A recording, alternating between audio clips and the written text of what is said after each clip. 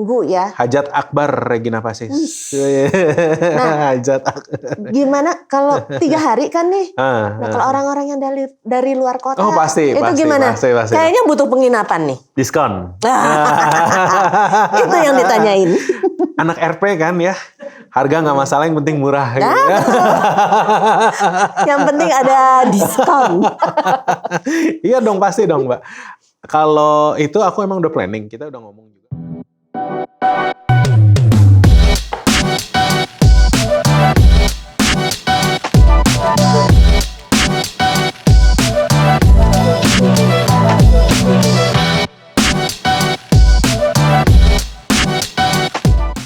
Hai.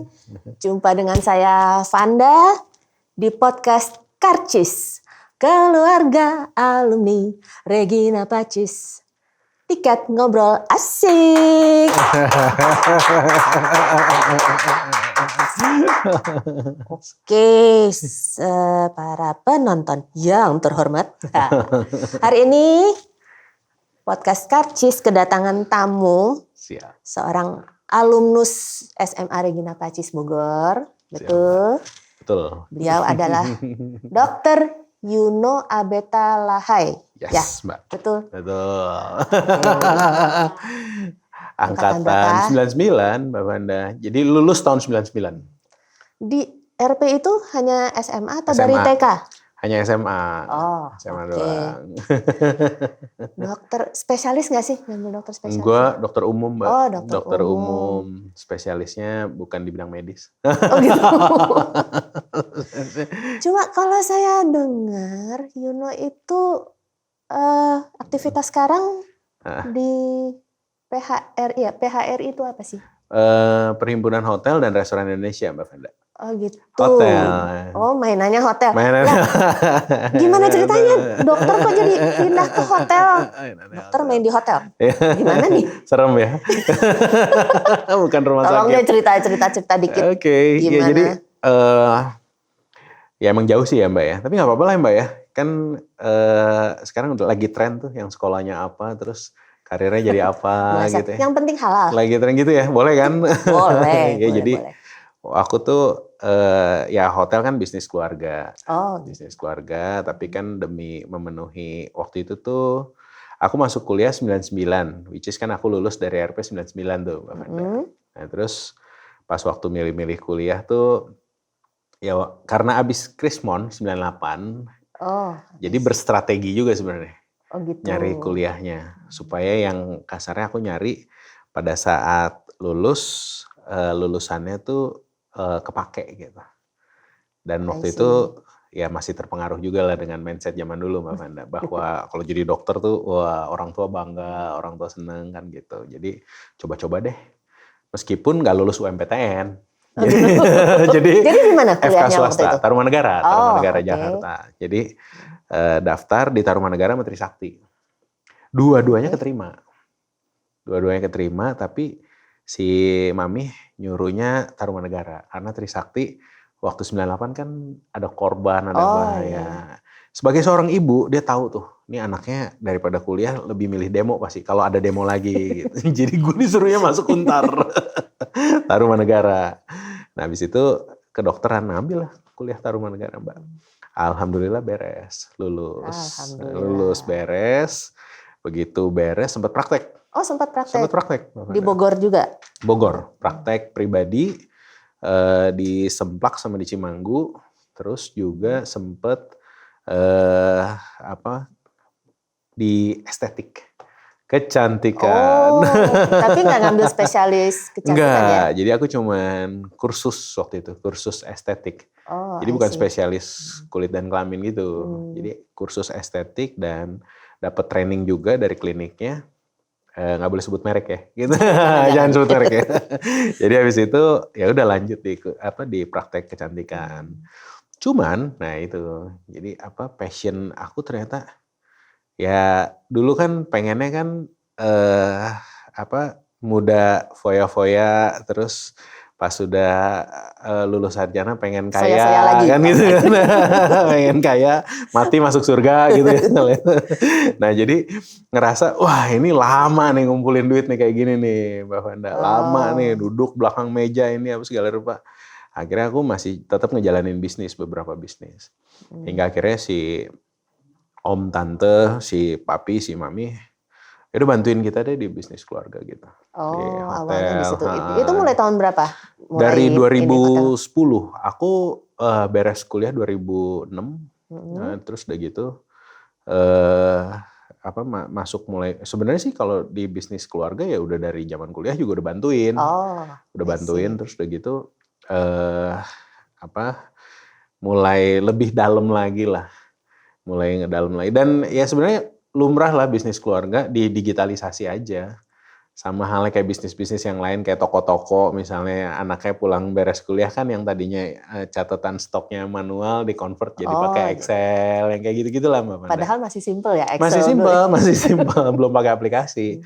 Nah kemudian pas era penjualan udah mulai pakai online travel agent tuh kamar hotel pakai online travel agent ya udah aku masukin bisnis itu ke dalam penjualannya lewat situ, lewat aplikasi travel agent. Nah itu lumayan sih Mbak, dari 2010 aku udah mulai fokus ke sana dan lambat laun ya dunia medisnya mau nggak mau ya tertinggal karena udah nggak update lagi. Udah nggak update lagi ya meskipun ada sih di grup medis gitu ya baru penyakit puskesmas mah oke lah. Pusing keseleo masuk angin.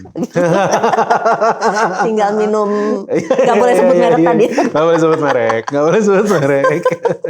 Gitu Mbak. Dan karena aku di dunia perhotelan jadi kenal banyak teman-teman. Dan terutama hotel-hotel lokal di Bogor. Akhirnya teman-teman percayain aku pada saat 2017 tuh ada pemilihan ketua PHRI Muscap. Dan sebelumnya emang aku aktif juga sih bantuin pengurus PHRI yang lama gitu. Itu memang baru saat tahun 2017 itu ada pemilihan ketua atau? Sebelumnya udah ada 5 tahun sekali. Pas gitu. kebetulan ada, jadi aku diminta beberapa rekan senior di PHRI. Udah deh lu aja deh gitu, ya udah gitu. Jadi sekarang ini menjabat ketua ya, ketua PHRI? Di PHRI itu aku rangkap jabatan nih Mbak. Jadi jadi saat ini sebagai ketua PHRI Kota Bogor periode kedua. Udah periode kedua. Karena kan 2017 sampai 2022. 2022 ya disuruh lanjutin lagi ya sama teman-teman. Gitu. Terus udah gitu di tahun 2022 akhir kemarin 2022 awal aku diminta BPP PHRI Pusat jadi ketua bidang advokasi dan kebijakan publik. Gitu. Ketua bidang di bawah. Jadi aku nge-review kebijakan-kebijakan pemerintah tuh yang berdampak bagi industri kita gitu. Nah terus baru 2 bulan yang lalu aku diminta Pak Ketua Umum jadi wakil Ketua Umum bidang organisasi dan keanggotaan. Gitu. Iya, jadi bahkan yang saya lihat ada dapat penghargaan ya. Baru tadi ya? Masih hangat. Cerita sejenak ini penghargaan apa sih sebenarnya? Kalau saya sih cuma lihat Piala Tugu Kujang. Piala Kujang. Ini sebenarnya piala penghargaan apa ini? Jadi kami tuh industri hotel dan restoran serta tempat hiburan itu berkontribusi cukup besar terhadap pendapatan asli daerah Kota Bogor, Mbak. Gitu. Jadi pendapatan asli daerah tuh elemen terbesarnya itu adalah selalu nih tuker-tukeran lah. Pajak bumi dan bangunan, terus BPHTB, pajak jual beli properti itu, terus pajak hotel dan restoran serta tempat hiburan. Nah ini tuh selalu gitu. Dulu kita pernah nomor 1 sebagai pemberi PAD tertinggi di Kota Bogor ya. Jadi pas waktu COVID ya otomatis kita turun. Pas waktu COVID. Jadi yang paling tinggi itu adalah BPHTB. Karena banyak yang jual aset. Ya, PBB banyak yang ngutang. Jadi nggak bayar. Nah akhirnya pasca pandemi udah digenjot lagi kemarin. Sekarang keadaan udah mulai balik nih. Dan alhamdulillah hari ini ya Pak Wali ngasih penghargaan buat PHRI bahwa kita adalah mitra pemerintah Kota Bogor dalam hal penyumbang pajak untuk Kota Bogor. Wih, itu PHD. PHR Bogor nih. Hebat banget. Oke, tadi kan Yuno sempat cerita tentang setelah pandemi sudah berakhir mulai meningkat lagi nih hotel-hotel. Alhamdulillah. Nah, itu gimana ya? Jadi hotel-hotel di Bogor nih kayaknya makin banyak ya sekarang? Ada beberapa yang baru, ada beberapa yang tumbuh baru. Jadi emang pasca pandemi sih kita sih udah mulai balik, Mbak Vanda, dari sisi okupansi ya. Dari sisi okupansi udah mulai balik, tapi baliknya tuh dari keterisian, belum harga. Jadi kalau dibandingin harga sekarang sama harga 2019 masih lebih bagus harganya. Tapi ya kita syukuri semua udah mulai back to normal.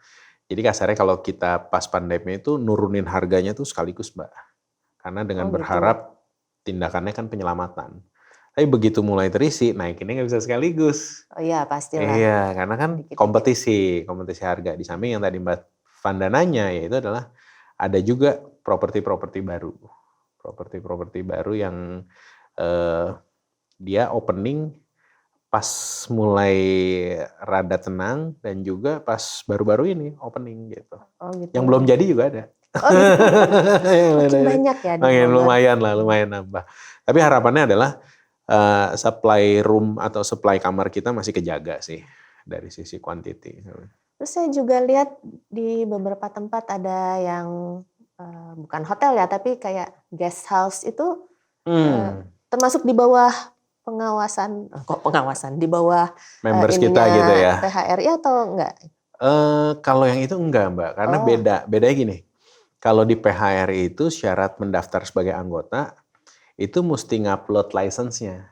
Oh gitu. Nah, sementara teman-teman itu ya aku sih bilangnya non-license accommodation lah ya. Jadi ibaratnya teman-teman itu kan mengkonversi propertinya yang tadinya apartemen, rumah tinggal atau villa gitu. Itu dikonversi dan dijual melalui platform online untuk bisa disewakan kan roomnya gitu. Dan sekarang cukup happening tuh, Mbak Vanda, cukup happening. Kayaknya jadi mulai banyak ya, mulai banyak dan itu juga cukup ya beberapa teman anggota PHRI sih cukup concern dengan hal itu gitu dan kita juga udah mulai bicara sama pemerintah paling enggak yang kita inginkan tuh adalah lapangan tandingnya fair lah gitu. Lapangan tandingnya fair. Soalnya gini Mbak, aku di PHRI itu kan satu kita investasi dari awal niatannya udah mau bikin hotel emang. Atau restoran kan gitu. Terus udah gitu kita ikuti semua aturan. License kita semua penuhin. Habis itu standarisasi kita masuk. Mulai dari SDM dan juga propertinya. Begitu running kita rekrutmen tenaga kerja dengan proper. Gaji mereka juga kita usahakan seproper mungkin. Pasca jualan kita bayar pajak. Nah runutan ini kan yang tidak dilakukan oleh teman-teman itu gitu. Harapan saya adalah sebenarnya mereka juga ya bisa untuk coba bisa ngikutin lah kalau kayak begitulah supaya ya bisnisnya juga stabil jadi nggak keganggu. Kalau kayak gitu kan repot, bisa diganggu atau bisa ya lagi enak-enak usaha tahu-tahu kan ya ditanyain izin dan sebagainya belum komplain masyarakat. Kalau itu jadi kayak tempat ya sorry to say kayak setiap kota kabupaten dan ya katakanlah pemerintah gitu Mbak Fera pasti kan concern tentang kalau bicara accommodation itu adalah tentang prostitusi, narkoba, terorisme, tindak kejahatan itu kan kadangkala melibatkan elemen akomodasi kan. Nah kalau itu tidak terdata dan tidak terpantau, ya otomatis kan akan repot sendiri untuk pemerintah gitu. Gitu. Oke, tapi ngomong-ngomong soal akomodasi nih, kan sebentar lagi kita ulang tahun. Sekolah kita, Regina Pacis mau ulang tahun kan? 75. Yang ke-75. 75. Ini ada nih guys, 75. Ini lucu loh ini. Tumbler. Wah, dijual nih, Mbak. Ada, bisa lewat Tokopedia, ada bisa. Oh iya. Ada macam-macam sih. Selain tumbler ada mug, Oke. ada Merchandise itu. notebook, Kaos juga kayaknya udah ada yang pakai ya. Kaos, topi ada nggak ya? Pin. Pin ada. Oke. Topi saya bundar nggak ada. Bundar topi saya loh. Kayaknya pasti ya, kalau kayak gitu pasti ya. Ya, yang jelas sih banyak bisa dicari di Tokopedia sih kalau ada yang mau cari. Ini kan tanggal 2-3 September itu ya? Ya, betul. 1-3 September. 1, 2, 3 itu Jumat, Sabtu, Minggu ya. Hajat Akbar Regina Pacis. Nah, Hajat Akbar. Gimana kalau 3 hari kan nih? Nah, kalau orang-orang yang dari luar kota, pasti, itu gimana? Pasti. Kayaknya butuh penginapan nih. Diskon. Itu yang ditanyain. Anak RP kan ya. Harga nggak masalah, yang penting murah. Gitu. Yang penting ada diskon. Iya dong, pasti dong Mbak. Kalau itu aku emang udah planning. Kita udah ngomong juga sama panitia. Kalau emang kan sekarang tanggal udah fix nih. Nanti aku akan coba ngomong sama teman-teman anggota. Entah codingnya tuh pakai apa ya. Kalau mereka tuh adalah keluarga Regina Pacis atau mereka adalah calon customer ini adalah orang yang memang mau datang ke HUT Regina Pacis. Kan itu mesti ada penandanya tuh. Sekarang kan digital gampang tuh Mbak Vanda kan. Kita bisa share pakai email atau pakai WA gitu. Nah, bagi teman-teman yang mudah-mudahan ya kita bisa kejar nih.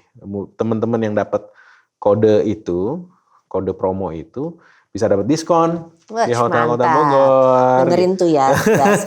Para alumni Regina Pacis, mau TK, SD, SMP, SMA, catat. Hotel dan restoran ya, hotel dan restoran. Berapa sih di Bogor? Oh, range-nya. Harga sih Bogor sih, ya emang agak sombong harganya. Tapi kan hukum bisnis Mbak Vanda. Jadi kalau demand tinggi otomatis kan harga naik. Yeah. Nah, cuman memang nggak usah khawatir. Jadi penonton jangan kecewa kalau itu. Jadi emang Bogor itu memang keterisiannya hampir 60% itu dari kegiatan pemerintah, Mbak. Jadi dari kegiatan rapat meeting kementerian dan lembaga. Nah, cuman karena kita di weekend, weekend itu kan mereka nggak rapat tuh. Memang pasar weekend itu kalau di Bogor itu emang adalah traveler. Jadi orang-orang yang memang mau nginep, staycation, terus mau jalan-jalan gitu loh. Nah, itu karena sekarang platform penjualan itu lewat online, emang duluan ya Mbak gitu. Tapi ya untuk keluarga Regina Pacis nggak usah khawatir. Kita bisa siapkan slot khusus. Bahkan mungkin kayaknya aku mau bundling sama salah satu online travel agent ya justru. Ya, salah satu online travel agent untuk bisa create promo code untuk keluarga Regina Pacis gitu. Jadi pada saat booking menggunakan promo code itu, nanti tinggal kita ciptakan apa dari kepanitiaan yang bisa di input ataupun di attach. Itu bisa dapat reduce harga lah, diskon. Bisa kira-kira kasih range nggak? Misalnya paling murah harganya berapa, ya. paling tinggi berapa? Kalau di Bogor sih so far sih Bogor masih oke ya kalau aku bilang sih ya. Kalau bicara grade yang bintang itu dari 2 sampai 4 karena di Bogor belum ada bintang 5 Mbak. Adanya di kota nggak ada bintang 5. Ada di kabupaten. 2 sampai 4 apa nih, ratus? Enggak, bintangnya 2 sampai bintang 4. Range harganya tuh antara sekitar 370-an gitu ya. Let's say 400 sampai 800-an yang bintang 4. Yang bintang 4. Bintang 5 memang belum ada ya? Belum ada, adanya di kabupaten. Bintang 5 di ya Bogor Lakeside sana lah ya. Gitu. Saya nggak boleh nyebut merek nih. Hampir aja gitu. Kalau emang mau nyebut merek harus pasang iklan. Harus pasang iklan ya kalau gitu. Apa kita sebutin aja baru kita palak. Ide bagus. Oke, dari tadi kan kita sempat ngomongin masalah acara ulang tahun 75 itu. Yes. Ya, Mbak. Yuno kayaknya banyak tahu, kamu panitia juga ya? Ketahuan deh.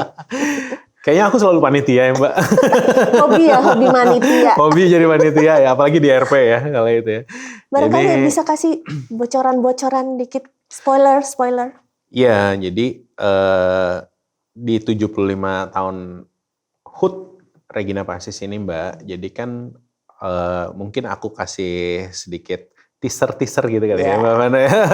Bahasa kerennya teaser ya. Teaser-teasernya ya kalau itu. Jadi emang teasernya adalah nomor 1 ini adalah perayaan ulang tahun sekolah untuk seluruh unit.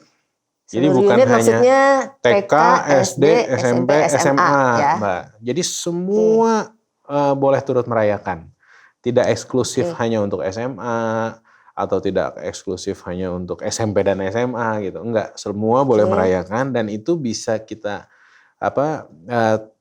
rayakannya itu bersama alumni tentunya. Ya. Alumni, guru-guru dan semua murid tim, juga termasuk ya. Murid dan orang tua. Oh iya, orang dan tua orang juga tua termasuk juga, ya. Mbak. Jadi itu harapannya adalah kita bisa tumpah ruah lah. Nah nanti 1 sampai 3 September. Kalau soal acara, Mbak Fanda udah mau tanya acara. Lokasinya di sini kan? Lokasinya di sekolah, di RP. Jadi kita benar-benar back to school. Back to school di RP. Pakai seragam nggak ntar? Kayak seru juga tuh ya. Jadi seru juga ya kalau itu ya. Cuman kalau soal ini cuma nempel dikit kotak-kotaknya. Benar. Jadi seru tuh kalau ada itunya. Nanti aku usulin deh. Biar tambah seru ya. Iya. Soal acara di 1 sampai 3 itu Mbak, kayaknya sih ada beberapa rangkaian memang. Ada beberapa rangkaian. Ya. Dan karena biar jadi surprise gitu, aku kasihnya sedikit aja kisi-kisi gitu. Kalau di tanggal 1 tuh hanya yang bersifat edukasi ataupun kayak semacam seminar gitu seminar gitu. Dan juga kayak si success story-nya alumni lah gitu loh untuk disampaikan ke adik-adik yang masih sekolah. Terus di tanggal 2 pastinya kita ada misa syukur. Terus kemudian ada sebuah acara yang baru pernah nih di RP. Yaitu rencananya adalah pemecahan rekor muri. Tapi tentang apanya, nanti ya. Pemecahan rekor muri. Rekor muri. Hebat banget. Kalau benar-benar bisa terpecahkan rekornya, masuk lagi dalam peta. Padahal sekarang aja udah ada di dalam peta ya. Udah. Juanda nomor 2 gitu ya. Nah, betul. Abis itu next-nya adalah minggunya apa itu? Minggunya selain closing ceremony tentunya, tapi kita paginya tuh ada acara sehat lah. Sehat. Seru banget Mbak, seru banget. Katanya buat umum atau buat alumni atau gimana? Sampai saat ini kita masih berpikir tentang tetap untuk membuka siapapun untuk umum. Karena apa? Tujuannya suster pernah pesan, saya selalu ingat, kami semua panitia selalu ingat pesan suster adalah kita mau tunjukkan bahwa RP itu ada untuk Kota Bogor. Bukan eksklusif ya. Bukan eksklusif hanya untuk alumni dan itu. Kita ada gitu loh. Dan makanya suster mulai tunjukkan juga dengan pre-event tuh Mbak. Pre-event yang udah ada kan, mungkin Mbak Fanda pernah dengar soal ada yang Sabtu berbagi, donor darah dan sebagainya. Itu adalah bukti bahwa RP hadir untuk Kota Bogor, untuk Bogor. Yes, kalau kayak gitu. Ikut lari kita? Jalan aja deh, jalan. Dikit aku kalau lari nggak kuat, jalan cepet oke dah. Kalau jalan mau aku ikut. Pasti bisa kalau itu. Masuk Kebun Raya deket kok.